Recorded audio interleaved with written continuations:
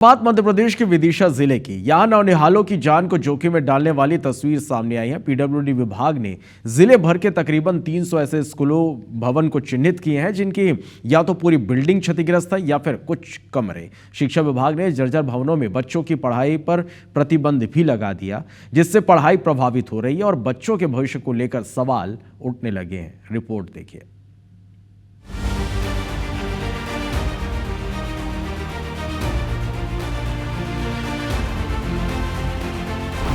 राजस्थान के झालावाड़ में हुए स्कूल हादसे के बाद मध्य प्रदेश सरकार भी सख्ते में आई है। विदिशा जिला प्रशासन ने 297 जर्जर स्कूल भवनों को तोड़ने के आदेश जारी किए हैं।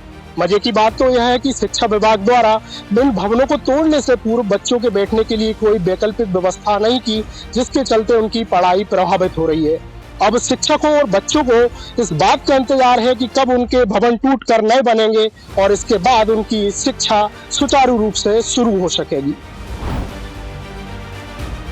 जर्जर स्कूल भवन, सीलन से भरी दीवारें, कमरों में भरा पानी और दीवार से झांकती पेड़ों की जड़ें। बदहाली की ये तस्वीरें विदिशा जिला के स्कूल भवनों की हैं। सर्व शिक्षा मिशन के तहत जिले के 257 जर्जर प्राथमिक और मिडिल स्कूल भवनों को चिन्हित किया गया है, जिनकी या तो पूरी बिल्डिंग क्षतिग्रस्त है या फिर कुछ कमरे। इन पर जल्द ही बुलडोजर चलाया जाएगा। IBC 24 की टीम ने जब इन स्कूलों को जायजा लिया तो हैरान करने वाली तस्वीरें सामने आई। विदिशा तहसील के ग्राम कोठीचार खुर्द का प्राथमिक शाला भवन पूरी तरह से क्षतिग्रस्त हो चुका है। छत से पानी टपक रहा है। बच्चों के लिए कोई वैकल्पिक व्यवस्था न होने के चलते 8 दिनों की छुट्टी कर दी गई है। यहाँ पे ये स्कूल टूटा पड़ा करीबन 1 साल से ऊपर हो गई है और सरकार ना इस पर ध्यान दे रही है, ना मान के चलो 1 साल में तो स्कूल 2 महीने में बिल्डिंग बन जाती है, लेकिन आज 1 साल हो गई है पूरी। अभी फिलहाल में सर बच्चों कहाँ पढ़ा है। कुछ इसी तरह के हालात प्राथमिक शाला लश्करपुर का है, जहां के शिक्षकों की माने तो स्कूल भवन करीब 1965 में बना था, जो अब पूरी तरह से क्षतिग्रस्त हो चुका है। वर्तमान में माध्यमिक शाला के एक कक्ष में कक्षाएं संचालित की जा रही हैं, जिनमें कक्षा 1 से लेकर 5वीं तक के बच्चे एक साथ बैठते हैं।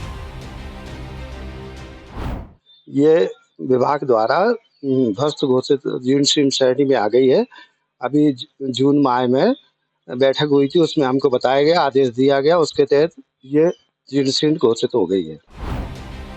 शासकीय प्राथमिक शाला सांकल खेड़ा कला में स्कूल की जल्दी छुट्टी इसलिए कर दी गई क्योंकि यहाँ क्षतिग्रस्त 4 कक्षाओं में पानी भरा हुआ था। स्कूल में सिर्फ एक हॉल बचा है, जिसमें कक्षा 1 से 5वीं तक के बच्चे एक साथ बैठकर पढ़ाई करने को मजबूर हैं।